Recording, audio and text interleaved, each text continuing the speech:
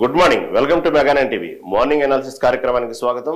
ఈరోజు ప్రధాన పత్రికలోని ప్రధాన అంశాలను సరిచూద్దాం. ముందుగా ఈనాడు దినపత్రికలను తీసుకుందాం. ఈనాడు దినపత్రికలోని ఈరోజు ప్రధానంగా తీసుకున్న హైలైట్ వార్త, రైతు పెట్టుబడికి రెండింతలు రావాలి, అప్పుడే 10 ఏళ్లలో $1 ట్రిలియన్ ఆర్థిక వ్యవస్థ సాధ్యం. ఈ మధ్యకాలంలో సీఎం రేవంత్ రెడ్డి పదే పదే చెప్తున్న మాట, మనం 10 ఏళ్లలో $1 ట్రిలియన్గా మనం ఆర్థికంగా అభివృద్ధి చెందాలి. ఎంతసేపటికి భారతదేశంలో కొన్ని ప్రాంతాల పేర్లే కాదు, తెలంగాణ పేరు కూడా భారతదేశంలో ఒక స్థాయిలో ఉండాలి. ప్రపంచవ్యాప్తంగా తెలంగాణను ఆదర్శంగా తీసుకోవాలి, మనం ఆ విధంగా ఆర్థికంగా ఎదగాలి అని ఈ మధ్యకాలంలో పదే పదే చెప్తున్నమాట. ఈ మధ్యకాలంలో మొన్నటికి మొన్న గద్ర అవార్డు ఫంక్షన్స్ లో కూడా ఇదే విధంగా తెలంగాణ అనేది ఎలా బ్రాండ్ ఇమేజ్ పెంచుకోవాలి అనేది విషయంలో కూడా తెలుగు చిత్ర పరిశ్రమ కూడా సంబంధించినప్పుడు కూడా ఇదే విషయాన్ని కొంచెం అంటే ఆర్థికంగా అభివృద్ధి తెలంగాణ చెందుతోంతో పాటు ఇటు చిత్ర పరిశ్రమలు కూడా టాలీవుడ్ ఏ విధంగా ఎదగాలి అనే విషయంలో కంపేరింగ్ చేస్తూ ఇటు హాలీవుడ్ ఇటు బాలీవుడ్ అంతసేపటికి ఈ రెండే కాదు, మన టాలీవుడ్ కూడా ఆ స్థాయికి ఎదగాలని చెప్పుకొచ్చారు. దానికి కావాల్సినటువంటి అన్ని కూడా నిస్సహాయసంగా నేను ఇస్తానన్నట్టు చిత్ర పరిశ్రమ తీసుకొచ్చారు. ఈ సందర్భంగా చిత్ర పరిశ్రమ ఎందుకు తీసుకొచ్చారంటే, ఈ మధ్యకాలంలో రేవంత్ రెడ్డి మాట్లాడుతున్న ప్రతి మాట కూడా ఆర్థికంగా రాష్ట్రం అభివృద్ధి చెందాలి అనే విషయాన్ని చెప్తున్నారు. అదేవిధంగా తెలంగాణ బ్రాండ్ అనేది ప్రపంచవ్యాప్తంగా తెలియాలి అనేటువంటి విషయాన్ని గట్టిగా నమ్ముతున్నారు. గట్టిగా ఆ దిశగానే ముందుకు వెళ్తున్నట్టు కనబడతా ఉంది సీఎం రేవంత్ రెడ్డి.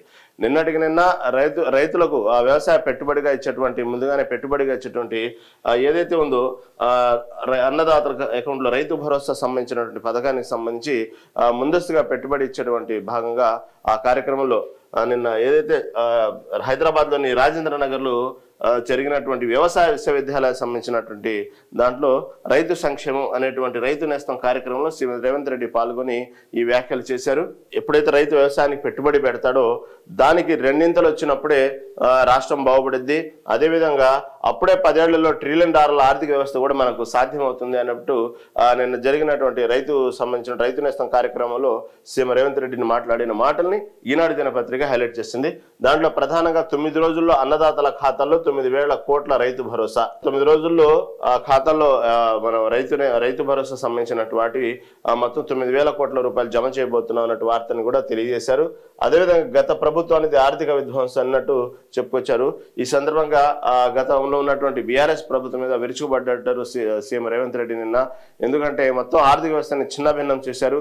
అదేవిధంగా రైతుల ఆత్మహత్యల మీద రాజకీయం చేయాలని చూశారు గత ప్రభుత్వం. అదేవిధంగా వీధి నాటకాలు ఆడారు.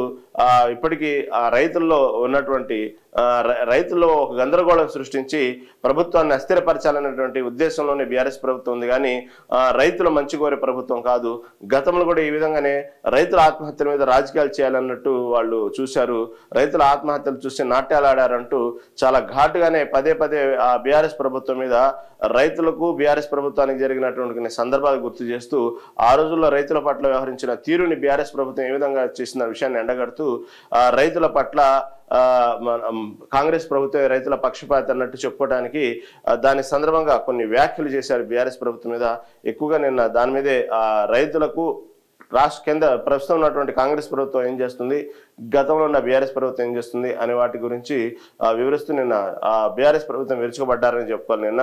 అదేవిధంగా రైతులకు సంబంధించి రైతుల గురించి ఎటువంటి సంస్కరణ తీసుకొచ్చాము, ఇదే విధంగా రైతు నేస్తం కార్యక్రమాలు కానివ్వండి, ఇంతకు ముందు చేసినటువంటి రైతు భరోసా సంబంధించిన కానివ్వండి, ఇవన్నీ చేసినటువంటి రైతుల అకౌంట్లో ఏ విధంగా మనం ఏ రాష్ట్రంలో దేశంలోనే ఎవరు చేయనంతగా సాహసాలు చేశాం, రైతులకు ఈ విధంగా ఆర్థిక సహాయం చేశాము అనేటువంటి ఏదైతే ఉందో గతంలో చేసినటువంటి రైతు రుణమాఫీలు కానివ్వండి, ఇవన్నీ తీసుకొస్తూ గతంలో రాజశేఖర రెడ్డి ప్రభుత్వంలో ఉన్నప్పటి నుంచి రైతులకు సంబంధించి ఎటువంటి కార్యక్రమాలు చేసింది కాంగ్రెస్ ప్రభుత్వం, ఇవన్నీ కూడా రైతులకు సంబంధించినటువంటి వాటిని కాంగ్రెస్ ప్రభుత్వం తీసుకున్న నిర్ణయాలు ఏ విధంగా ఉంటాయి, కాంగ్రెస్ ప్రభుత్వం రైతుల పట్ల పక్షపాతి ఏ విధంగా ఉంది అనే విషయాన్ని చాలా చక్కగా వివరిస్తూ రేవంత్ రెడ్డి నిన్న జరిగినటువంటి ఏదైతే రాజేంద్ర నగర్ లో వ్యవసాయ విశ్వవిద్యాలయంలో జరిగిన రైతు నేస్తం కార్యక్రమంలో రేవంత్ రెడ్డి పాల్గొని ఈ విధంగా కార్యక్రమం మొత్తం ఏమైనా కానీ ఈ 9 రోజుల్లో 9,000 కోట్లని నిధులు విడుదల చేస్తున్నారు రైతు నేస్తం సంబంధించి, రైతు భరోసా సంబంధించి.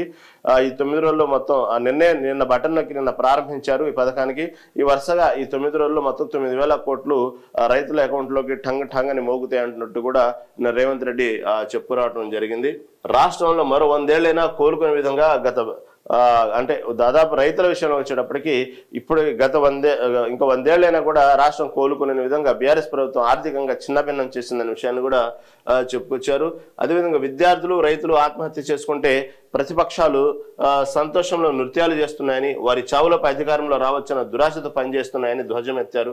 ఎక్కడైతే ఇప్పుడు ప్రస్తుతం ఉన్నటువంటి ప్రభుత్వంలో రైతులు కానివ్వండి, విద్యార్థులు కానివ్వండి, ఇలా ప్రజలు కానివ్వండి, ఈ విధంగా ఎవరన్నా చనిపోతే దాన్ని శవరాజకీయాలు చేసి ఇప్పుడున్నటువంటి కాంగ్రెస్ మీద ఆ రాజకీయాలని, ఏదైతే రైతుల చావులు ఉన్నాయో విద్యార్థుల చావుల్ని ఎరగా చూపించి మళ్ళీ ప్రభుత్వంలో రావాలనే ఆశతోనే బీఆర్ఎస్ ప్రభుత్వం పనిచేస్తుంది. అలాంటి చావులు ఏదన్నా పొరపాటున జరిగిన ఆత్మహత్యలు రైతులకు సంబంధించి కానివ్వండి, విద్యార్థులు కానీ సంబంధించిన ఏదైనా జరిగినప్పుడు వాళ్ళు ఆనందంతో నృత్యాలు చేస్తున్నారు. దీన్ని మనం సాకుగా చూపి మళ్ళీ వచ్చేసారి ప్రభుత్వంలో రావచ్చినటువంటి అది వాళ్ళ దుర్బుద్ధి బీఆర్ఎస్ ప్రభుత్వం అంటూ సీఎం రేవంత్ రెడ్డి ఎండగొట్టిన విషయాన్ని ఇక్కడ ఈనాడు దినపత్రిక హైలైట్ చేసింది. ఏమైనప్పటికీ కూడా ఎన్ని కష్టాలు ఉన్నప్పటికీ, ఎన్ని బాధలు ఉన్నప్పటికీ కూడా రైతు బాగుంటేనే రాష్ట్రం బాగుంటుందన్న ఉద్దేశంతో రైతు భరోసా పథకం అమలు చేస్తున్నామని తెలిపారు. 9 రోజుల్లో 1.49 కోట్ల ఎకరాలకు 70.11 లక్షల మంది రైతులకు 9,000 కోట్ల నగదు బదిలీ చేస్తామని చెప్పారు. తర్వాత తెలంగాణను దేశంలో నెంబర్ 1 రాష్ట్రంగా తీర్చిదిద్దే బాధ్యత తీసుకుంటామని అన్నారు. రైతుల పెట్టుబడికి 2 లాభం వచ్చినప్పుడే రానున్న 10 ఏళ్లలో రాష్ట్రం $1 ట్రిలియన్ ఆర్థిక వ్యవస్థ లక్ష్యం చేరుకోవడం సాధ్యమవుతుందని చెప్పారు. సోమవారం ఈ విధంగా రాజేంద్ర నగర్లో జరిగినటువంటి రైతు నేస్తం కార్యక్రమంలో ఈ విధంగా సీఎం రేవంత్ రెడ్డి మాట చెప్పింది హైలైట్ చేశారు. అదొకటి.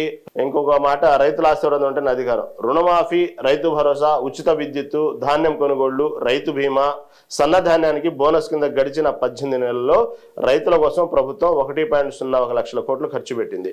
సీఎం రేవంత్ రెడ్డి ముఖ్యమంత్రి అయ్యాక ఇవన్నీ రైతుల కోసం చేసిన పనులు. దీన్ని ఈనాడు దినపత్రిక హైలైట్ చేసింది. రుణమాఫీ రాగానే మొదట్లో చేశారు. రుణమాఫీ చేయటం అంత ఈజీ కాదు. రుణమాఫీ ఏదో ఎన్నికలలో వాగ్దానాలు ఇచ్చారే కానీ అది అంత ఈజీ కాదు. అలాంటి రైతు రుణమాఫీ గనక జరిగితే నా ముక్కు నేల రాస్తానని హరీష్ రావు ప్రకటించడం, అదేవిధంగా అలాంటి జరిగితే రాజీనామా పత్రిక ఎప్పటికి సిద్ధంగానే ఉంచుకున్నానని జేబులు పెట్టుకుని హరీష్ రావు తిరగటం, సవాళ్ల మీద ప్రతి సవాళ్లు విసరటం, ఈ విధంగా రైతు భరోసా సంబంధించినటువంటి ఏదైతే ఉందో రైతు రుణమాఫీ సంబంధించినటువంటివి అందరికీ 100% పడలేదు. 100% పడ్డట్టు రుజువు చేస్తే నేను రాజకీయ సన్యాసం తీసుకుంటానంటూ కేటీఆర్, ఈ విధంగా ప్రతిపక్షాలు ఇటు అధికార పార్టీ ఒకళ్ళ మీద ఒకళ్ళు సవాళ్ళు తీసుకున్నట్టు మనం విన్నాము, చూసాము. రైతు రుణమాఫీ సమయంలో ఎంతో మంది రైతులకి ఎవరైతే మొదటి విడతలో రుణమాఫీ జరగలేదో తర్వాత దాన్ని మళ్ళీ రైతులు రోడ్డు ఎక్కటం, రుణమాఫీ మాకు జరగలేదనటం, ఆ తర్వాత ఏదైతే రుణమాఫీ జరగలేదో ఆయా నియోజకవర్గాల్లో బీఆర్ఎస్ ప్రభుత్వం రుణమాఫీ జరగని రైతులను తీసుకొని రోడ్డు మీద ధర్నాలు కార్యక్రమాలు చేయటం, దాన్ని ఎండగట్టే విధంగా చూడటం, సోషల్ మీడియా ద్వారా రైతులకు అందని విధానాన్ని తెలియజేయటం, అదో పెద్ద దుమారం మెరేసింది. తర్వాత ప్రభుత్వం కూడా ఎవరెవరికైతే రుణమాఫీ అందలేదో వాళ్ళు మరొకసారి అప్లై చేసుకోవచ్చు అంటాం. మళ్ళీ దాంట్లో నుంచి కొంతమందిని ఎవరైతే రుణమాఫీ అందలేదో మళ్ళీ వాళ్ళకి విడతల వారీగా వేయటం. ఏదైనప్పటికీ కూడా ప్రభుత్వం దాదాపుగా రైతు రుణమాఫీ సంబంధించి అప్పట్లో పెద్ద సవాల్గానే తీసుకుంది. దాన్ని అనేక సార్లు వాయిదాలు పడుతూ వచ్చి ఆగస్టు 15 అంటాం, అలా తర్వాత కొన్ని వాయిదాలు పట్టడం, సీఎం రేవంత్ రెడ్డి ముఖ్యమంత్రి అయ్యాక మొదటి సంతకం దాని మీదే పెడతాను, తర్వాత దాన్ని వాయిదాల రూపంలో పదే వాయిదాలు పట్టడం, ఇవ్వలేకపోతున్నారు అనేటువంటి విషయాన్ని వాస్తవంగా రేవంత్ రెడ్డి ప్రభుత్వం రాకముందు ఇచ్చిన హామీలన్నీ నెరవేర్చాలన్న ఉద్దేశంతోనే. ఎందుకంటే ఇక్కడ ఉన్నటువంటి మంచి రెవెన్యూ ఉన్నటువంటి తెలంగాణ, ముఖ్యంగా హైదరాబాద్ మంచి రెవెన్యూ ఉన్నటువంటి హైదరాబాద్, ఇటువంటి వాటిలో చక్కగా పరిపాలించుకోవచ్చు. ప్రజలు కానివ్వండి, ఇచ్చిన వాగ్దానాలు కానివ్వండి, రాష్ట్ర అభివృద్ధి కోసం కానివ్వండి కష్టపడి పనిచేయాలన్న సదుద్దేశంతోనే సీఎం రేవంత్ రెడ్డి అప్పట్లో ముఖ్యమంత్రి అయ్యారు. తర్వాత ఏదైతే మంచి రెవెన్యూ ఉన్నటువంటి హైదరాబాదు, మంచి లాభాలు ఉన్నటువంటి తెలంగాణ అనుకున్న రేవంత్ రెడ్డి ఒక్కసారిగా ముఖ్యమంత్రి అయిన తర్వాత ఇది లంకి బిందెలు కాదు, ఉట్టి ఖాళీ బిందెలు అంటూ పదే చెప్పడం జరిగింది.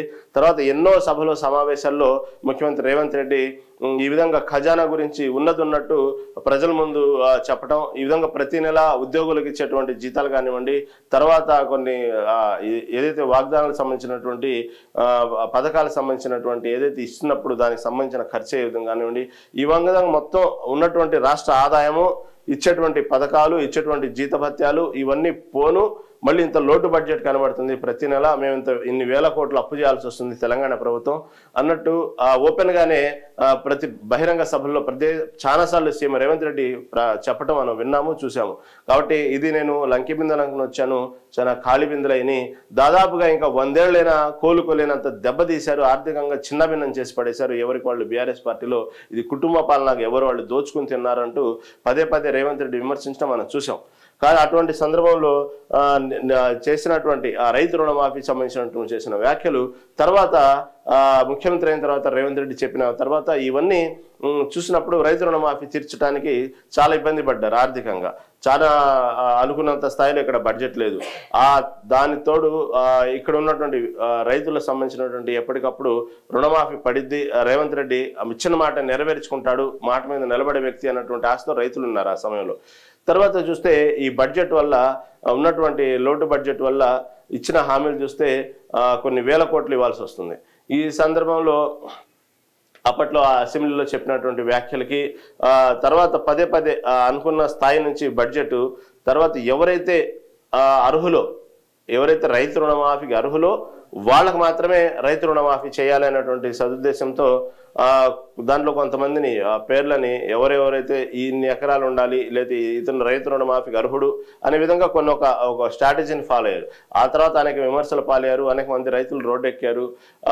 ఏదేమైనప్పటికీ కూడా ఆ సవాళ్ళని ప్రతి సవాళ్ళని ఎదుర్కొంటూ దాన్ని ఒక విస్టేజ్కి వచ్చాక తీసుకుని రేవంత్ రెడ్డి పదే పదే ఢిల్లీ వెళ్ళి రావటం, అనేక సార్లు వాయిదా పట్టడం రైతు రుణమాఫీ, చివరికి దేశంలో మొత్తం ఏ రాష్ట్రం చేయనటువంటి ఘనంగా రైతు రుణమాఫీ చేయటం, దాన్ని పండగ వాతావరణం చేసుకోవటం, రాష్ట్ర వ్యాప్తంగా అనేక నియోజకవర్గాల్లో దాన్ని ఒక పండగ వాతావరణాన్ని రైతు రుణమాఫీ కార్యక్రమాన్ని కాంగ్రెస్ ప్రభుత్వం విజయవంతంగా ఆ కార్యక్రమాన్ని అక్కడ ఉన్నటువంటి శాసనసభ్యుల ద్వారా ప్రజల్లో తీసుకెళ్లి దేశంలో ఏ రాష్ట్రం చేయనటువంటి రైతు రుణమాఫీ ఇంత భారీగా చేసినటువంటి ఏకైక రాష్ట్రం తెలంగాణ అని చెప్పడానికి ప్రయత్నంలో భాగంగా అప్పట్లో చాలా పెద్ద ఎత్తున కార్యక్రమాలు చేశారు కాంగ్రెస్ ప్రభుత్వం.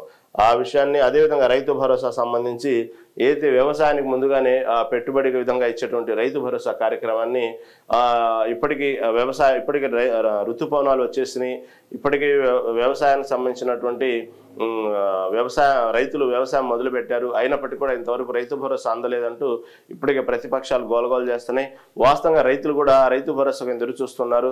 ఎందుకంటే సాగు చేసే సమయం వచ్చింది, వర్షాలు సమృద్ధిగా పడుతున్నాయి, ఎక్కడికక్కడ కావాల్సినటువంటి ప్రభుత్వం అందించేటువంటి విత్తనాలు కానివ్వండి, ఎరువులు కానివ్వండి, అవన్నీ దానికోసం కానివ్వండి రైతు భరోసా కోసం ఎదురు చూస్తూ ఉన్నారు రైతులు వాస్తవంగా ఇన్ని రోజుల నుంచి.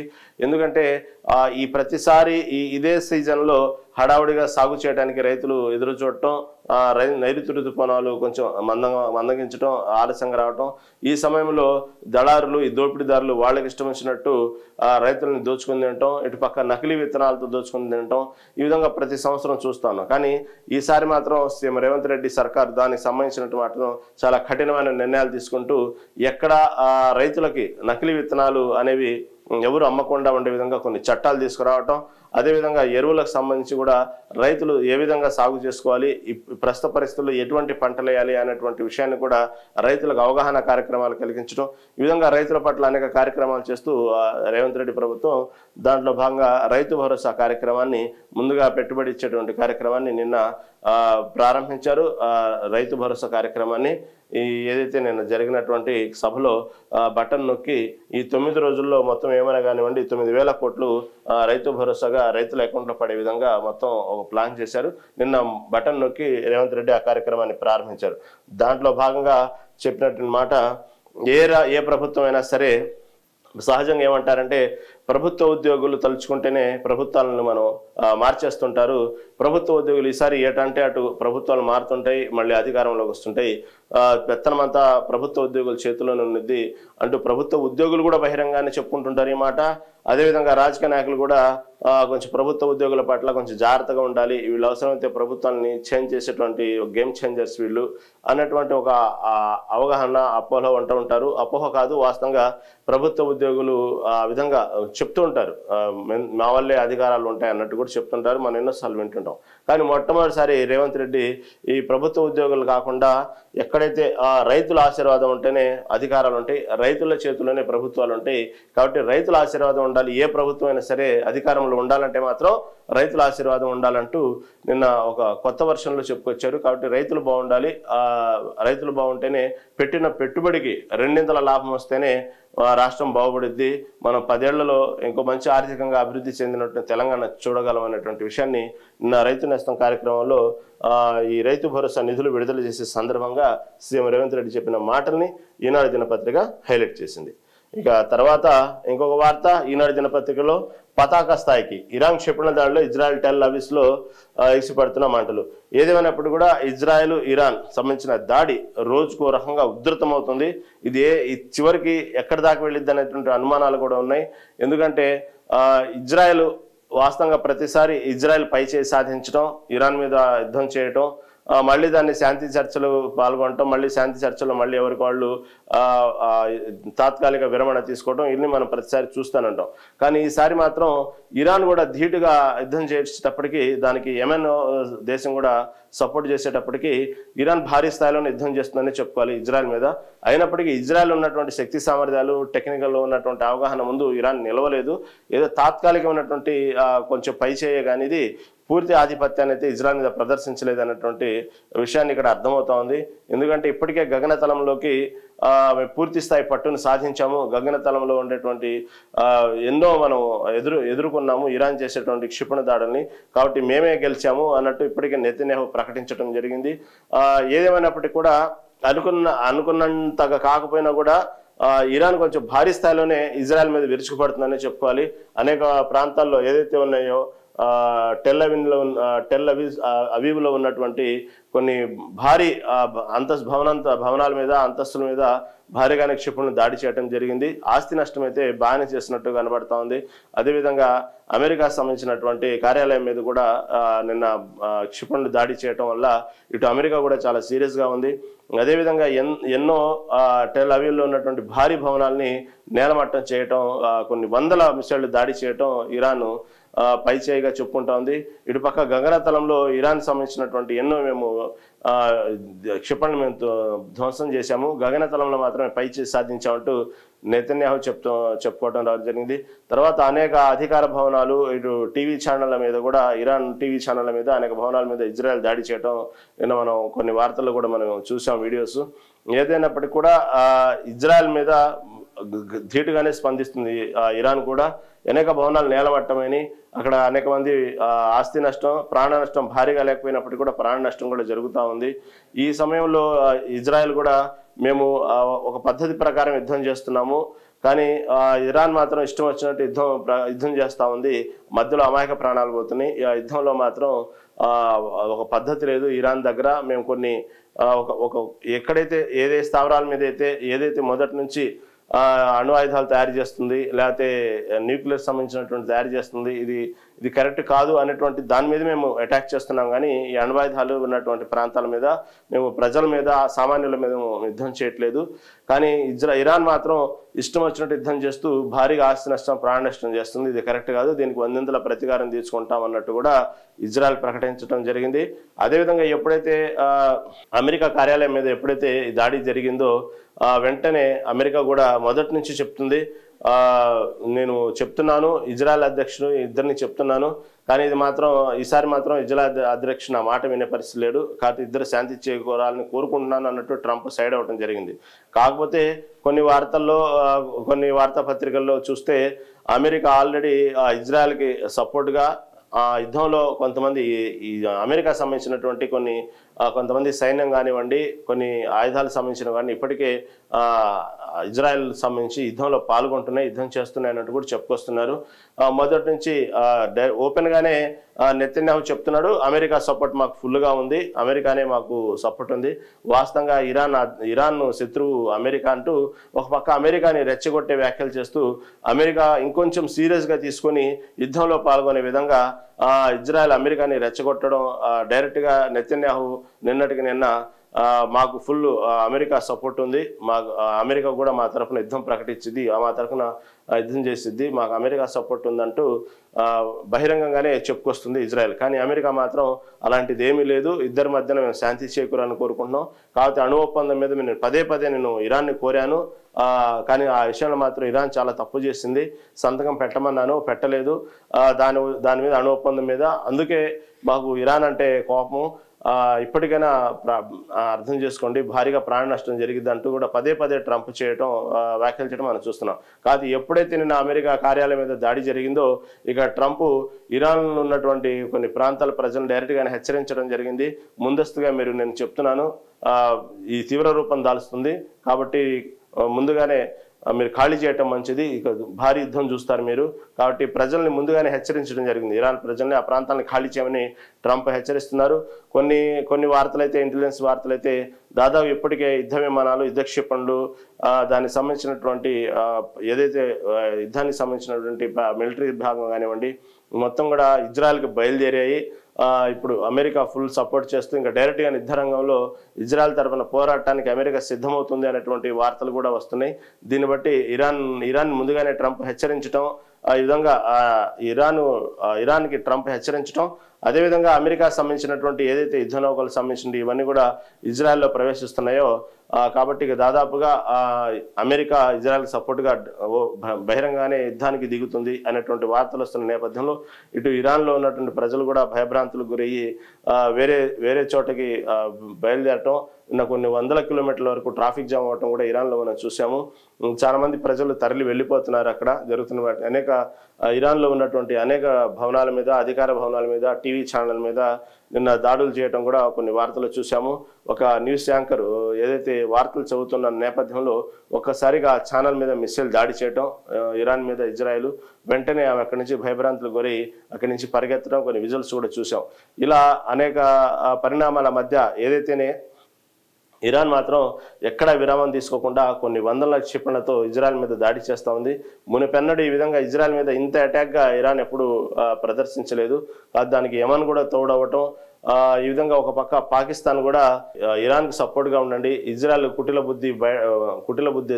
బుద్ధి బయట పెడతా ఉంది, అక్కడ ఎటువంటి అణ్వాయుధాలు తయారు చేయట్లేదు, వాళ్ళు సాంప్రదాయంగా వాళ్ళు ఆ దేశం తయారు చేసినటువంటి న్యూక్లియర్స్లోనే వాళ్ళు ప్రయోగాలు చేస్తున్నారు, అయినప్పటికీ కూడా అణ్వాయుధాలు ప్రయోగిస్తుందని, తయారు చేస్తుందన్నట్టు నెతన్యాహు ఆరోపించి కావాలని యుద్ధం చేస్తున్నారు. కాబట్టి అందరూ ఏకంగా అండి. అదేవిధంగా నెతన్యాహు కూడా ఒక పక్క హెచ్చరిస్తా ఉన్నాడు, నేను ఈ సమయంలో కనుక ఇరాన్ మీద అటాక్ చేయకపోతే ప్రపంచంలో అనేక దేశాలు భారీగా నష్టపోతాయి, అది నేను కావాలని ప్రపంచంలో ఉన్నటువంటి దేశాలకి ఉన్నటువంటి అనేక దేశాల నష్టాన్ని నివారించడం కోసమే నేను ఇరాన్ మీద యుద్ధం చేస్తున్నాను, వాళ్ళు అక్కడ అణ్వాయుధాలు తయారు చేస్తున్నాడు, దాని దగ్గర నా సాక్ష్యాలు ఉన్నాయి నా దగ్గర, కాబట్టి నేను కనుక ఇప్పుడు ఇరాన్ మీద యుద్ధం చేయకపోతే అనేక దేశాలు నాశనం అవుతాయి, నేను అన్ని దేశాల మంచి కోరే విధంగా చేస్తున్నానంటూ నెతన్యాహు చెప్పుకొస్తున్నారు. ఇటు పక్క పాకిస్తాన్ కూడా అనేక దేశాలని రెచ్చగొట్టే వ్యాఖ్యలు చేస్తూ ఉంది. ఈ టైంలోనే ఇస్లామిక్ దేశాలన్నీ ఏకం కావాలి, ఇరాన్కు తోడుగా నిలబడాలంటూ పాకిస్తాన్ అధ్యక్షుడు ఓ పక్క చెప్తా ఉన్నారు.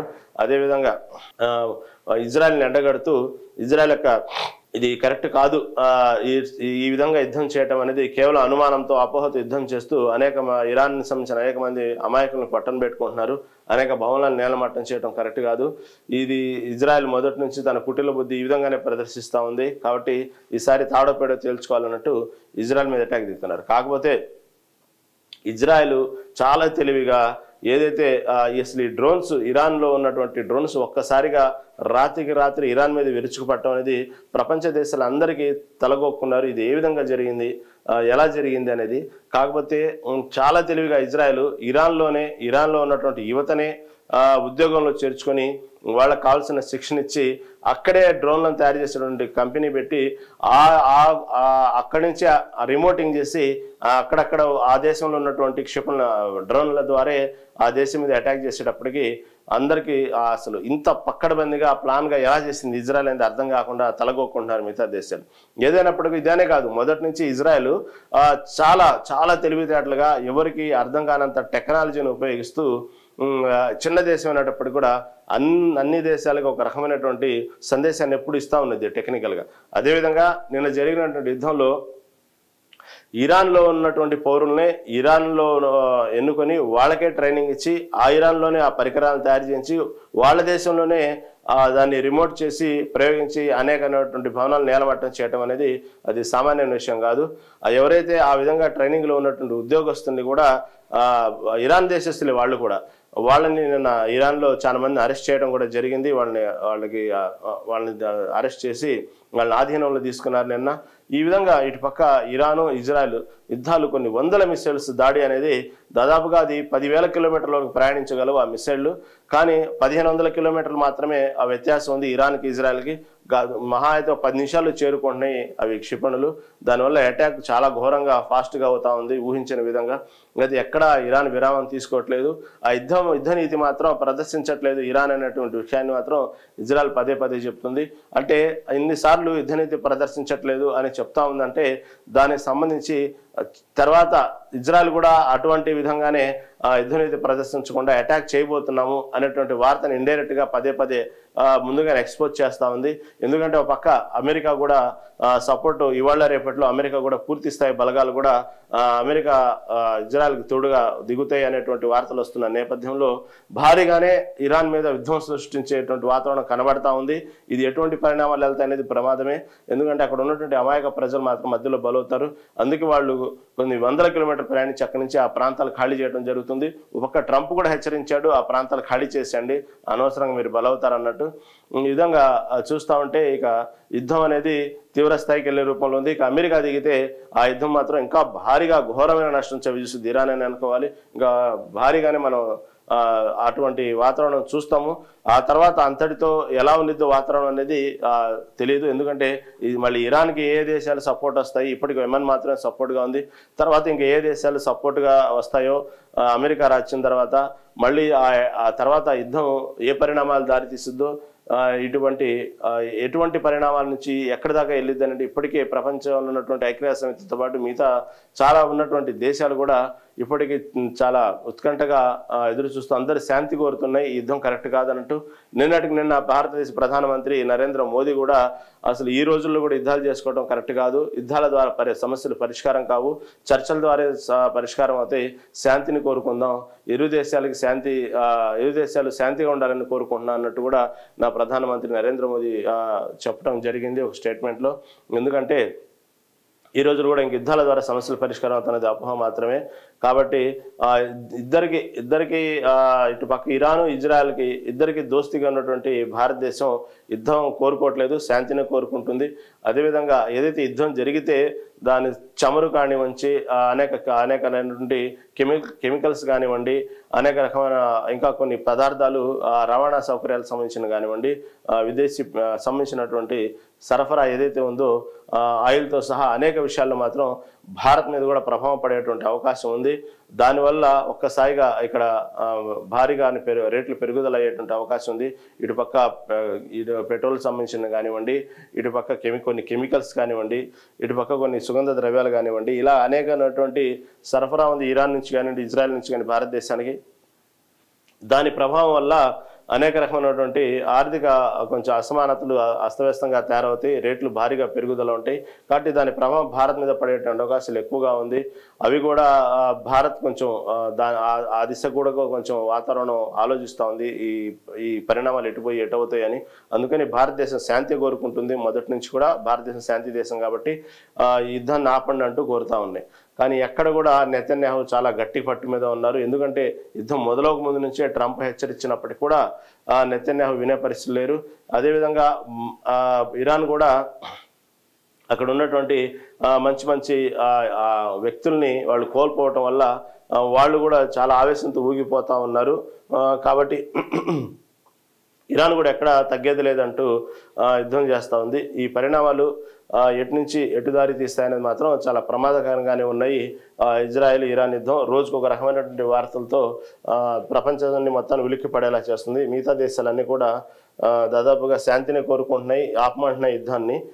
పేలులతో దద్దరిల్లుతున్న టెహ్రాన్, ఇరాన్ ప్రభుత్వ టీవీ కార్యాలయంపై ఇజ్రాయెల్ దాడి, ప్రతిగా 100కు పైగా బాలిస్టిక్ క్షిపణులను ప్రయోగించిన ఇరాన్, అమెరికా దౌత్య కార్యాలయాన్ని తాకిన క్షిపణి, ఇజ్రాయెల్ దాడుల్లో IRGC నిఘా సంస్థ అధిపతి మృతి. ఈ విధంగా ఈనాడు దినపత్రిక హైలైట్ చేసింది. ఏమైనప్పటికీ విజయం మాదే అంటూ నెతన్యాహు ప్రకటించిన వార్తను కూడా ఈనాడు దినపత్రిక హైలైట్ చేసింది. టెహరాన్ సంబంధించిన గగనతలంపై తాము పూర్తి నియంత్రణ సాధించామని ఇజ్రాయెల్ సైన్యం ప్రకటించింది. ఎప్పుడంటే అప్పుడు తమ యుద్ధ విమానాలు ఇరాన్ రాజధానిపై దాడులు చేయగలవని పేర్కొంది. ఉపరితలం నుంచి ఉపరితలానికి దూసుకెళ్లి ఇరాన్ క్షిపణి వ్యవస్థలో 3/4 భాగాన్ని దాదాపుగా తాము నాశనం చేశామని నెతన్యాహు తెలపడం జరిగింది. ఏమైనా గగనతలం మాత్రం పట్టు సాధించాము, ఇక మేము ఎప్పుడంటే అప్పుడు రాజధాని మీద చాలా సునాయాసంగా యుద్ధం చేయగలము, అంత పట్టు సాధించామంటూ నెతన్యాహు చెప్పుకొస్తున్నారు. కానీ కొన్ని వార్తలు చూస్తూ ఉంటే ఇజ్రాయెల్ కూడా భారీగానే నష్టపోతుంది. ఇరాన్తో కంపారిజన్ చేస్తే ఇరాన్ అంత కాకపోయినా కూడా ఇరాన్ కూడా ప్రతిదాడి దిగుతున్నట్టు ఇజ్రాయెల్ని భారీగానే ఆస్తి ప్రాణ నష్టం చేస్తున్నట్టు కొన్ని వార్తలు వస్తున్నాయి. ఏదేమైనప్పటికీ కూడా ఎవరు పై చేయి, ఎవరి మీద మిసైల్ దాడులు ఎక్కువ చేశారు, ఇవన్నీ కూడా చూసేవాడికి చెప్పుకునే వాళ్ళకి ఒక ఎంటర్టైన్మెంట్ ఉండొచ్చు, కానీ ఇది కరెక్ట్ కాదు. ఇది యుద్ధం మాత్రం ఆపితేనే మంచిది. ఎందుకంటే దానివల్ల చివరికి సమస్య ఏది పరిష్కారం కాకపోగా యుద్ధ విరామం తర్వాత సరే శాంతి చర్చలు జరిగిన తర్వాత ఎవరికి వాళ్ళు ఒక ఒప్పందం వచ్చిన తర్వాత తీరా ఆలోచిస్తే ప్రతిసారి మనం ఎన్నో యుద్ధాలు ఇలాగే చూస్తుంటాము, ఇలాంటి వాతావరణం చూస్తున్నాం. ఏది పూర్తి స్థాయిలో ఏది ఎవరి మీద పట్టు సాధించదు, ఎవరి మీద గెలవరు. తీరా చూస్తే చివరికి క్లారిటీ వచ్చేది ఏంటంటే మధ్యలో అమాయకులు కొన్ని వందల మంది లక్షల మంది చనిపోవటం తప్ప. నిన్నటికి మన గాజాలో చూసాము, అలాంటి సందర్భాలే మనం చూసాము. ఇటుపక్క పాలస్తీనాలో చూసాము, ఇలా ఎన్నో చూసాం మనం. ఈ చివరికి దానివల్ల సాధించేది ఏంటంటే మధ్యలో కొన్ని వేల మంది లక్షల మంది ప్రాణాలు అమాయకులు పోతాయి, అక్కడ ఉన్నటువంటి భారీ భవనాలు నేలమట్టం అవుతాయి. మళ్ళీ ఆ దేశం మళ్ళీ దానికి సంబంధించినటువంటి పూర్తిగా రికవర్ అయ్యేటప్పటికీ కొన్ని వేల లక్షల కోట్లు ఖర్చు, సమయం వృధా. దానికి సంబంధించినటువంటి ప్రకృతిలో కానివ్వండి, అయితే అనేకమైనటువంటి వాతావరణంలో మార్పులు వస్తూ ఉంటాయి. తర్వాత దానివల్ల అనేక రకమైనటువంటి కొత్త రోగాలు వస్తూ ఉంటాయి, భారీగా ఆస్తి నష్టం జరిగింది తప్ప దీనివల్ల ఎవరికి వాడు సెల్ఫ్గా చెప్పుకోవడం తప్ప ఎవరు సాధించేది లేదు. కాకపోతే వాళ్ళ దేశాల్లో మేము పైచేయి సాధించామని చెప్పుకొని వాళ్ళు సంబరాలు చేసుకోవడం తప్ప చివరిగా దానివల్ల సాధించేదేం లేదు. ఆ విషయం వాళ్ళకు కూడా తెలుసు. అయినప్పటికీ కూడా ఈ పైశాచిక ఆనందంతో దానితో ఆ సమయం ఉన్నటువంటి క్షణికావేశంతో యుద్ధాలు చేస్తుంటారే తప్ప దానివల్ల పూర్తి స్థాయి ఏ దేశం విజయం సాధించిన దాఖలాలు ఉండవు. అది ఎప్పుడో చరిత్రలో చెప్పుకోవటం తప్ప ఈ మధ్య కాలంలో చూసుకుంటే దాదాపుగా ఈ యుద్ధాలు చేసే సమయం కాదు ఇది. ఇంత టెక్నాలజీ డెవలప్ అయిన తర్వాత కూడా యుద్ధాలు చేసే సమయం కాదు. ఎవరికి వాళ్ళు దేశ రక్షణ కోసం పోరాడతారే కానీ యుద్ధాలు చేస్తూ ఒక దేశం మీద ఒక దేశం పూర్తి ఆధిపత్యాన్ని ప్రదర్శించి పూర్తిగా స్వాధీనం చేసుకొని దానికి సంబంధించినటువంటి ఏదైతే ఒక కారణం చూపి యుద్ధం చూపుతున్నాయో ఆ కారణం పూర్తిగా వాళ్ళు సక్సెస్ అయిన సందర్భాలు ఎక్కడ మనం చూడలేదు.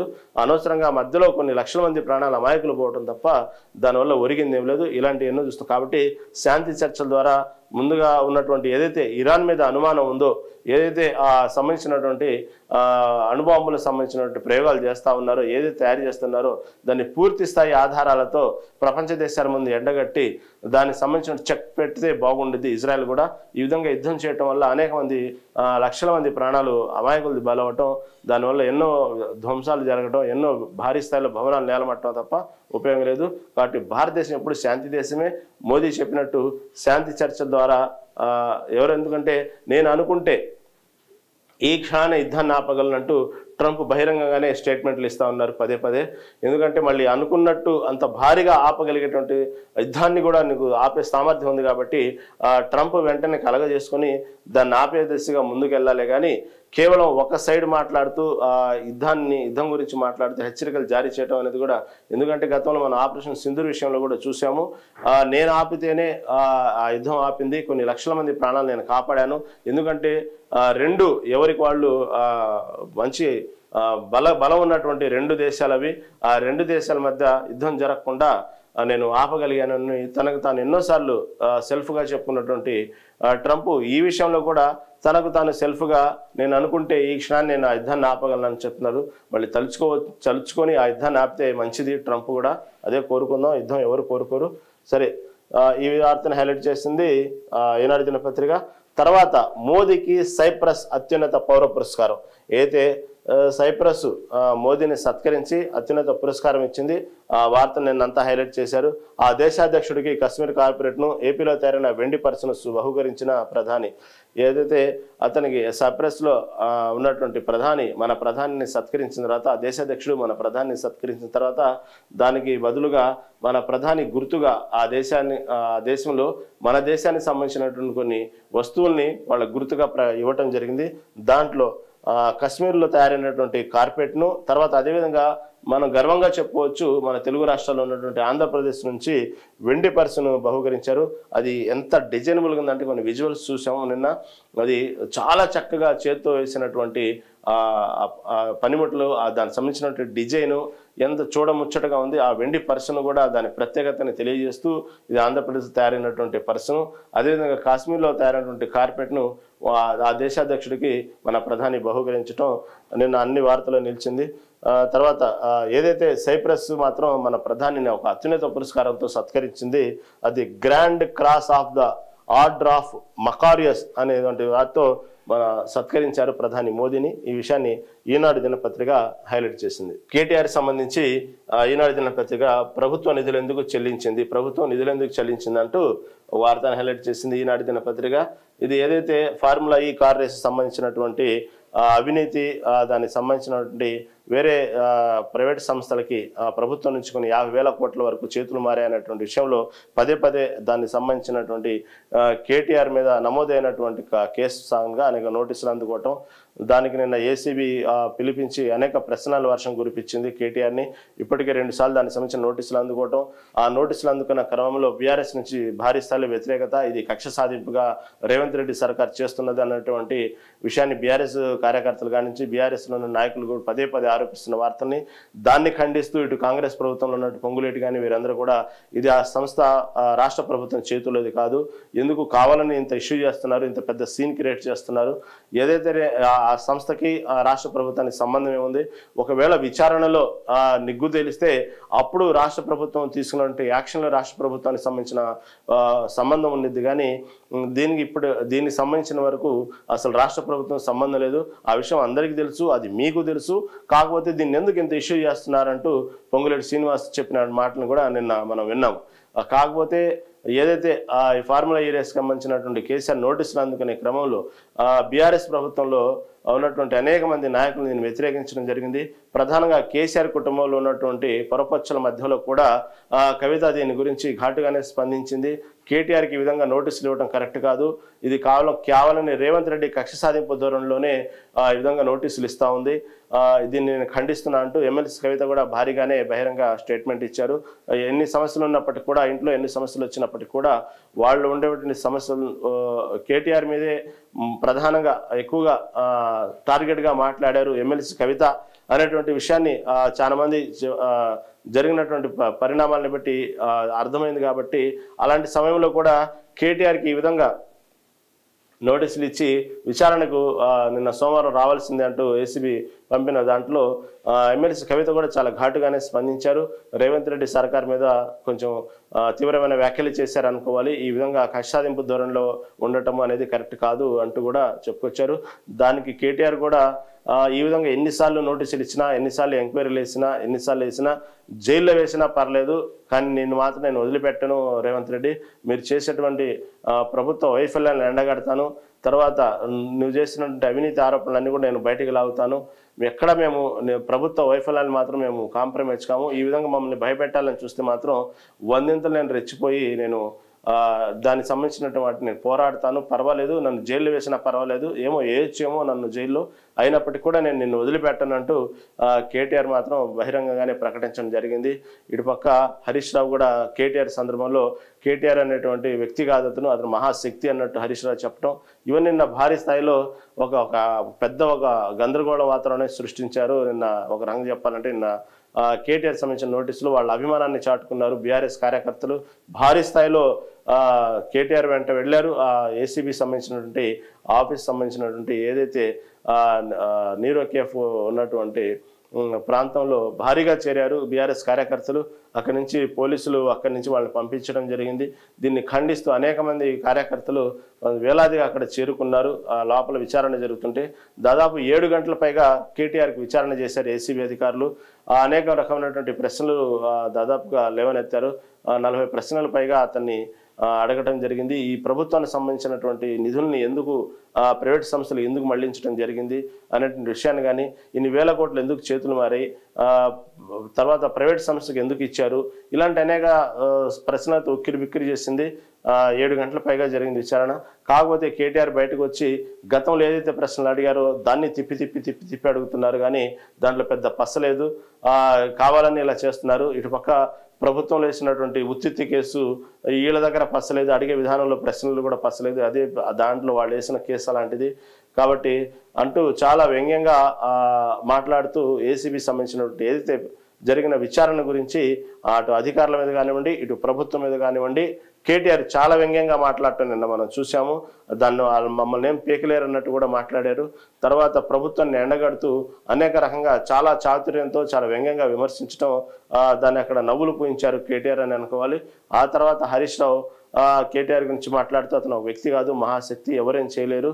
కాబట్టి ఈ విధంగా ప్రభుత్వ వైఫల్యాలని ఎండగట్టే క్రమంలో ఆ టాపిక్ డైవర్ట్ చేయడం విషయంలో కానివ్వండి, ఇటు పక్క నోటీసులు ఇచ్చి భయభ్రాంతులకు గురి చేసి నోరు నొక్కాలని చూస్తున్నారేమో, అలాంటి వదిలిపెట్టేది లేదు రేవంత్ రెడ్డి అంటూ కేటీఆర్ చేసిన వ్యాఖ్యలు నిన్న హైలైట్ చేసి దాదాపుగా ఎఫ్ఈఓతో మరెవరూ సమావేశమయ్యారు అనేటువంటి విషయాన్ని హైలైట్ చేసింది. తర్వాత ఫార్ములా ఈ రేస్ కేసులో కేటీఆర్పై అవినీతి నిరోధక శాఖ సంబంధించిన ప్రశ్నల వర్షం 8 గంటల పాటు సుదీర్ఘ విచారణ, సెల్ ఫోన్ ల్యాప్టాప్ అప్పగించాలంటూ ఆదేశించింది. ఈ వార్తను హైలైట్ చెప్పింది. తర్వాత మళ్ళీ చెప్తున్నా, ఏ తప్పు చేయలేదు, ఫార్ములా ఏరియాస్తో తెలంగాణ ప్రతిష్ట పెంచాను, దీనిపై అసెంబ్లీలో చర్చిద్దామంటే సీఎం ముందుకు రాలేదు, ఆయన జైలుకి వెళ్ళినందుకే మమ్మల్ని జైల్లో పెట్టాలని కుట్ర, గతంలో జరిగినటువంటి బీఆర్ఎస్ ప్రభుత్వం అధికారంలో ఉన్నప్పుడు ఏదైతే రేవంత్ రెడ్డి జైలుకి వెళ్ళొచ్చారో అప్పటి నుంచి వాళ్ళ మధ్యన 2 కుటుంబాల మధ్యన ఒక రంగా కేసీఆర్ కుటుంబానికి ఇటు రేవంత్ రెడ్డికి జరుగుతున్నటువంటి ఘర్షణ వాతావరణంలో, కాబట్టి అతను జైలుకి వెళ్ళాడు కాబట్టి ఏదో విధంగా మమ్మల్ని జైల్లో పెట్టాలి అనేటువంటి విధంగా ముందుకు వెళ్తున్నాడు. కానీ రేవంత్ రెడ్డి ఇవన్నీ నేను ఏ తప్పు చేయలేదు, కావాలంటే దీని మీద ఏదైతే ఫార్ములా ఏరియాస్కి సంబంధించి నేను తప్పు చేయలేదు, అవసరం దీంట్లో అసెంబ్లీలో చర్చిద్దామంటూ పదే అడిగిన అయినప్పటికీ కూడా రేవంత్ రెడ్డి ఆ చర్చ మాత్రం అసెంబ్లీలో తీసుకురావట్లేదు, ఆ చర్చను ముందు పెట్టట్లేదు అంటూ కేటీఆర్ చెప్పిన వ్యాఖ్యలను హైలైట్ చేశారు.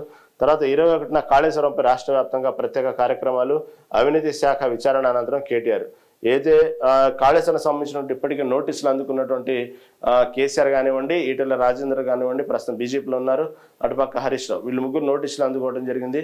కాబట్టి కాళేశ్వరం సంబంధించి ఏ విధంగా దీన్ని ఒక బూచిలాగా చూపించి జరిగినటువంటి చిన్న లోపాలని కావాలని దాన్ని సరిచేసి మళ్ళీ రీరిపేరింగ్ చేసి దాన్ని మళ్ళీ ఆ ప్రాజెక్టుని లైన్లో పెట్టి ప్రజలకు ఇటు పక్క రైతులకు కావాల్సినటువంటి నీళ్లు అందించకుండా ఈ విధంగా బీఆర్ఎస్ ప్రభుత్వం వల్ల ఈ విధంగా భారీగా నష్టపోయింది. కొన్ని వేల కోట్లు సర్వనాశనం అయిపోయినాయి. కాళేశ్వరం సంబంధించినటువంటి ప్రాజెక్ట్ అనేది అదొక రకమైనటువంటి అవినీతితో కూడుకున్నటువంటి భారీ కాంట్రాక్ట్స్ తీసుకున్నారు. ఒక అనాలోచితమైనటువంటి నిర్ణయం కేసీఆర్ది అనేటువంటి విషయాన్ని ప్రజల్లో తీసుకెళ్లాలని కాంగ్రెస్ ప్రభుత్వం కావాలని కక్షగట్టి దాన్ని సంబంధించినటువంటి ఏదైతే జరిగినటువంటి చిన్న పగుళ్ళు కానివ్వండి, జరిగినటువంటి చిన్న లోపాలు కానివ్వండి సరిచేసి ప్రజలకు కావాల్సిన రైతులకు కావాల్సినటువంటి సమస్యను పరిష్కరించకుండా అందరి ముందు దోషిగా నిలబెట్టాలనే ప్రయత్నంలో చాలా మంది రైతుల్ని బలి చేస్తున్నాడు రేవంత్ రెడ్డి. కాబట్టి అటువంటి విషయాన్ని మనం ప్రజల్లో తీసుకెళ్ళాలి. ఆ కాళేశ్వరం ప్రాజెక్టు ఎంత ఉపయోగకరమైనది, ఎంతమంది రైతులకి ఎన్ని లక్షల హెక్టార్ల నీళ్లు అందిద్ది, ఏ విధంగా వ్యవసాయం ఉపయోగపడిద్ది, ఈ కావాలని కాంగ్రెస్ ప్రభుత్వం చేస్తున్నటువంటి ఈ చేసిన కుట్రపూరితమైనటువంటి ఏదైతే రాజకీయం ఉందో అవన్నీ ప్రజల్లో ఎండగట్టాలి. దానికోసం 21 నుంచి బీఆర్ఎస్ ప్రభుత్వం కార్యాచరణ ప్రకటించింది. ప్రాంతాల వారీగా రైతుల మధ్యలో ఒక డిజైన్ చేసుకుంటుంది. ఏదైతే కాళేశ్వరం ప్రాజెక్టు ఎంత భారతదేశానికి ఎంత గొప్పదో అదొక రకమైన ప్రపంచంలో ఉన్నటువంటి 8వ వింతాన్ని కూడా కేసీఆర్ చెప్పుకోవడం జరిగింది పదే. దానికి అనేకమైనటువంటి అంతర్జాతీయ పత్రికలు కూడా కాళేశ్వరం ప్రాజెక్టుని అప్పట్లో ఘనంగా కీర్తించడం జరిగింది. అలాంటి కాళేశ్వరం ప్రాజెక్టుని కేవలం కేసీఆర్ మీద ఉన్నటువంటి కోపంతోనో లేకపోతే అక్కడ జరిగినటువంటి నాసిరకం కట్టడం అంటూ జరిగినటువంటి ఒక చిన్న పొరపాటుని హైలైట్గా చూపిస్తూ రైతులను ఏ విధంగా రేవంత్ రెడ్డి కష్టపెడుతున్నారు, కావాలని దాన్ని ఎలా బూచిగా చూపిస్తున్నారు అంటే విషయాన్ని 21 నుంచి కాళేశ్వరం సంబంధించినటువంటి విషయాన్ని ప్రజల్లో తీసుకెళ్లాలి. దీని గురించి ఒక కార్యాచరణ ప్రకటించడానికి సిద్ధమవుతా ఉన్నారు. రాష్ట్ర వ్యాప్తంగా ప్రత్యేక కార్యక్రమాలు చేయడానికి కూడా బీఆర్ఎస్ ప్రభుత్వం సిద్ధమవుతున్నట్టు వార్తలు వస్తున్నాయి. ఈ వార్తను ఈనాడు దినపత్రిక హైలైట్ చేసింది. తర్వాత నిన్న ఈ బనకచర్ల ఏదైతే ఉందో దానికి సంబంధించి సీఎం రేవంత్ రెడ్డి ఒకసారి కిషన్ రెడ్డిని ఆలోచించమని చెప్పండి, ఆయన మాట్లాడితే ఆ సమస్య చాలా ఈజీగా సాల్వ్ అయ్యిద్ది అన్నట్టు విషయాన్ని సీఎం రేవంత్ రెడ్డి చెప్పిన విషయాన్ని నిన్న కిషన్ రెడ్డి బీజేపీ కార్యాలయంలో మాట్లాడుతూ కేవలం ఇది ప్రభుత్వం మీద కావాలని ఈ విధంగా కేంద్ర ప్రభుత్వం మీద నెట్టేయడం కరెక్ట్ కాదు, ఒక సీఎం హోదాలో ఉండి దాని సమస్యని పరిష్కరించవచ్చు, అవసరమైతే కేంద్ర సంబంధించిన జలవనరుల శాఖ మంత్రులతో మాట్లాడి దానికి సంబంధించినటువంటి తెలంగాణ రాష్ట్రానికి నష్టం జరగకుండా కాపాడే బాధ్యత ముఖ్యమంత్రిగా ఉంది, కేవలం కేంద్ర ప్రభుత్వం మీద నెట్టేసి చేతులు దుప్పుకుంటే పోదు, కాబట్టి ముందు మనకు రాష్ట్రం ముఖ్యం, ఈ రాష్ట్రానికి సంబంధించిన ఎటువంటి నష్టం జరిగినా మాత్రం దానికి సంబంధించిన నివారణ చర్యలు తీసుకోవాలి ఒక రేవంత్ రెడ్డి ఒక సీఎం హోదాలో, అవసరమైతే కేంద్ర మంత్రులతో మాట్లాడిస్తాను, దానికి సంబంధించి సమస్య పరిష్కారం చేసుకోండి, రాష్ట్రాన్ని మాత్రం నష్టం వాటిల్లకుండా చూడండి అంటూ కిషన్ రెడ్డి సీఎం రేవంత్ రెడ్డికి ఒక రంగా సలహా ఇచ్చినట్టే ఇచ్చారు. ఉన్న విషయాన్ని మాత్రం దయచేసి కేంద్ర ప్రభుత్వం మీద మంత్రుల మీద నెట్టొద్దు ఈ విషయాన్ని అన్నట్టు కిషన్ రెడ్డి చెప్పారు. ఎందుకంటే ఫ్రీ ఫిజిబిలిటీ అనేటువంటి వాటిని కేంద్రం పూర్తిగా అధ్యయనం చేయాల్సి ఉంది. బనకచర్లపై తెలంగాణ లేవనెత్తిన అంశానికి సంబంధించి ఇప్పటికే ఏపీ ప్రభుత్వం కేంద్ర జలశక్తి శాఖకు సెంట్రల్ వాటర్ కమిషన్కు నివేదిక ఇచ్చింది. అదేవిధంగా తెలంగాణ ప్రభుత్వం కూడా దానికి సంబంధించి కేంద్ర జలశక్తితో మాట్లాడి జరుగుతున్న నష్టం గురించి ఏ విధంగా జరుగుతుంది దానికి కావాల్సిన సహాయ సహకారాన్ని అందిస్తానన్నట్టు కిషన్ రెడ్డి ఒకసారి మాట్లాడినట్టు సీఎం రేవంత్ రెడ్డికి సలహా ఇవ్వడం జరిగింది. ఈ వార్తను కూడా బనకచర్లపై సీఎం చొరవ తీసుకోవాలి అని ఈ వార్తను హైలైట్ చేసింది ఈనాడు దినపత్రిక. తర్వాత జనగణన గెజిట్ సంబంధించిన నోటిఫికేషన్ వచ్చేసింది. కులగణన ప్రస్తావన లేదన్న కాంగ్రెస్, ముందే ప్రకటించామన్న కేంద్రం. ఏదైతే మొదటి నుంచి ఈ జనగణన కులగణన సంబంధించి కేంద్రానికి ఇటు కాంగ్రెస్ ప్రభుత్వానికి జరుగుతున్నటువంటి వారిలో భాగంగా నిన్న జనగణన కోసం కేంద్ర హోంశాఖ సోమవారం గెజిట్ నోటిఫికేషన్ విడుదల చేసింది. ఈ దాదాపుగా కరోనా టైంలోనే జరగాల్సింది ఈ జనగణన, కాకపోతే అప్పట్లో కరోనా వల్ల పోస్ట్ పోన్ అయింది. మళ్ళీ చానేళ్ల తర్వాత మళ్ళీ జనగణనకు సంబంధించినటువంటి నోటిఫికేషన్ విడుదల చేసింది. కాకపోతే దీంట్లో కేవలం జనగణన నోటిఫికేషన్ మాత్రం విడుదల చేసింది, కులగణనకు సంబంధించినటువంటి నోటిఫికేషన్ విడుదల చేయలేదంటూ కాంగ్రెస్ ప్రకటించింది. మొన్న ఒకేసారి జనగణన కులగణన అంతా సర్వే ఒకేసారి అవుతాయి, 2027 కల్లా పూర్తి అయినట్టు గతంలో కేంద్రం ప్రకటించింది. 2027 ఏప్రిల్ నుంచి జనగణన ప్రారంభమైందని. కానీ నిన్న మాత్రం కేవలం జనగణన మాత్రమే ప్రస్తావించి కులగణనకు సంబంధించిన ప్రస్తావన రాలేదంటూ కాంగ్రెస్ విమర్శించడం జరిగింది. జనగణన కోసం కేంద్ర హోంశాఖ సోమవారం గెజిట్ నోటిఫికేషన్ విడుదల చేసింది. భారత registrar general census commissioner Mrutyunjay Kumar Narayana పేరుతో ఇది విడుదలైంది. జనగణన చట్టం 1948లోని సెక్షన్ 3 కింద ఉన్న అధికారాలను అనుసరించి 2019 మార్చి 28న జారీ చేసిన 2021 నాటి జనగణన గెజిట్ నోటిఫికేషన్ కేంద్రం రద్దు చేసింది. ఆ స్థానంలో ఇప్పుడు 2027 నోటిఫికేషన్ జారీ చేసింది. 2027 మార్చి 1 నుంచి దేశవ్యాప్తంగా జనాభా లెక్కల సేకరణ పూర్తి చేయనున్నట్లు ప్రకటించింది. హిమపాతం అధికంగా ఉండే జమ్మూ కాశ్మీర్, లద్దాఖ్, హిమాచల్, ఉత్తరాఖండ్లో మాత్రం 2026 అక్టోబర్ 1 నాటికి ఈ ప్రక్రియ పూర్తి చేయనట్లు వెల్లడించింది. ఈ విధంగా కేంద్రం ఎప్పుడైతే గెజిట్ నోటిఫికేషన్ విడుదల చేసిందో కాంగ్రెస్ ప్రభుత్వం మాత్రం మొత్తం నోటిఫికేషన్ అంతా జనగణనకు సంబంధించింది కానీ కులగణనకు సంబంధించి లేదన్నట్టు విమర్శించడం జరిగింది. ఈ వార్తను కూడా హైలైట్ చేసింది. ఏదైతే కృష్ణమ్మ కదలాలి గోదావరి పారాలన్నట్టు ఈ వార్తను కూడా హైలైట్ చేశారు. కృష్ణా గోదావరి పరివాహక ప్రాంతంలో ప్రాజెక్టులు నోళ్లు తెరుచుకుని చూస్తున్నాయి. 2 బేసిన్లోని ప్రాజెక్టులు మొత్తం 641.68 టీఎంసీల మేర ఖాళీగా ఉన్నాయి. ఈ ఏడాది నైరుతి ఋతుపవనాలు ముందుగా రావడంతో కృష్ణా పరివాహంలో స్వల్పంగా ప్రవాహాలు మొదలైన గోదావరిలో మాత్రం ఇంకా ప్రారంభం కాలేదు. ఈ వార్తను కూడా హైలైట్ చేసింది. ఈ పక్క మొన్న వచ్చినటువంటి వరదల కారణంగా ఇటు కృష్ణా సంబంధించినటువంటి ఏదైతే నదిలో భారీగానే వరద నీరు చేరింది, కావాల్సినంత సమృద్ధిగా నీరు ఉంది, అనుకున్న దానికంటే కూడా నీటి మట్టం బాగా పెరిగిందన్నట్టు వార్త మనం డైలీ చూస్తున్నాం.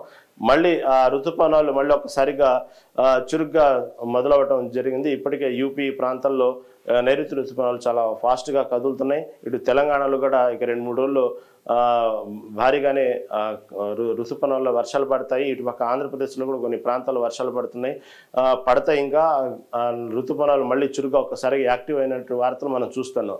ఈ క్రమంలో ఇటు పక్క కృష్ణాలో కావాల్సినంత వాటర్ ఉంది కానీ గోదావరిలో సంబంధించినట్టు మాత్రం వాటర్ లేక నోరు తెరుచుకున్నాయన్నట్టు వార్తల్ని కృష్ణమ్మ కదాలి గోదావరి పారాలి అన్నట్టు ఈ వార్తని కూడా హైలైట్ చేస్తూ ఈనాడు దినపత్రిక హైలైట్ చేసింది.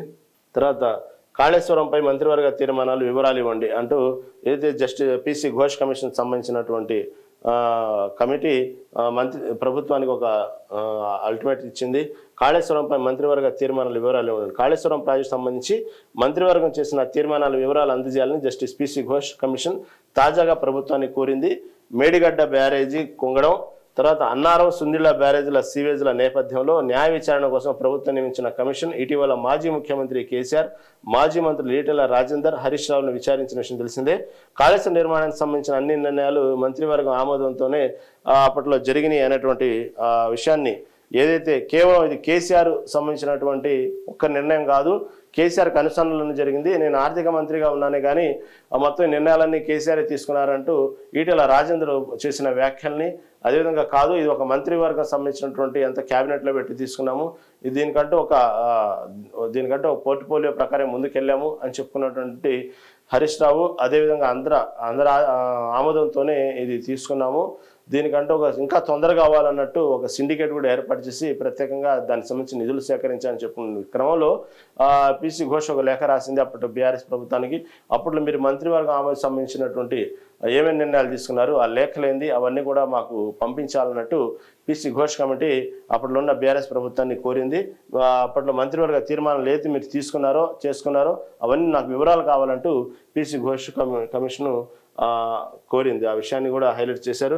తర్వాత రిజర్వేషన్లపై కోర్టు నిర్ణయం తర్వాతే స్థానిక సంస్థల ఎన్నికలపై ముందుకు, ఏదైతే రిజర్వేషన్ సంబంధించినటువంటి ఇన్ని రోజుల నుంచి తెలంగాణ వ్యాప్తంగా స్థానిక సంస్థల ఎన్నికలు మొత్తం కూడా ఇన్నాళ్ళు పదే వాయిదా పట్టడానికి కారణం, ఏదైతే ఈ కులగణన సర్వే పూర్తిగా అయిన తర్వాత రిజర్వేషన్ల ప్రాతిపదికన స్థానిక సంస్థలకు వెళ్లాలనేటువంటి గట్టి పట్టుదలతో కాంగ్రెస్ ప్రభుత్వం ఉంది.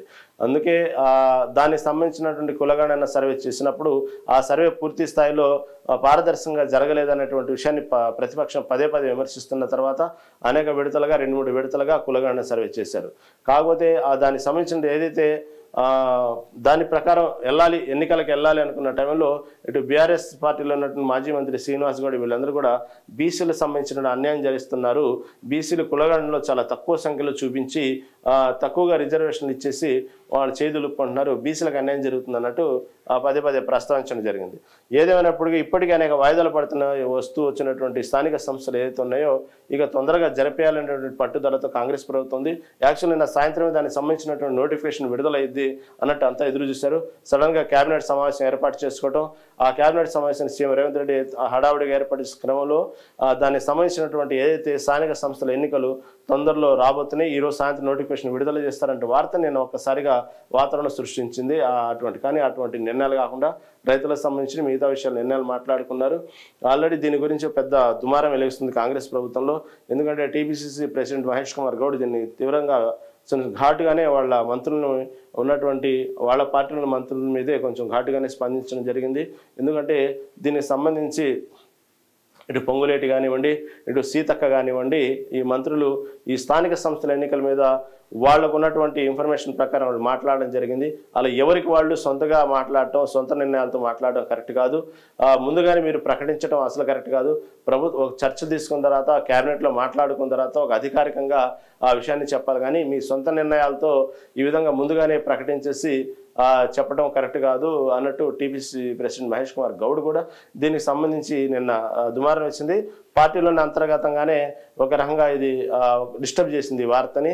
తర్వాత సీతక్క దాన్ని సరి చేసుకుంటూ నేను ఎక్కడ కూడా తొందరలో నోటిఫికేషన్ వచ్చిద్దన్నాను, కానీ నేను పర్టికులర్గా ఈ ఫలానా టైంలో జరిగిద్దని నేను డేట్లు మెన్షన్ చేయలేదు అంటూ సీతక్క చెప్పుకోవడం జరిగింది. ఈ విధంగా ఏమైనప్పటికీ కూడా మంత్రులు ఈ విధంగా మాట్లాడడం కరెక్ట్ కాదు అనేటువంటి విషయాన్ని మహేష్ కుమార్ గౌడ్ ఘాటుగానే చెప్పడం జరిగింది.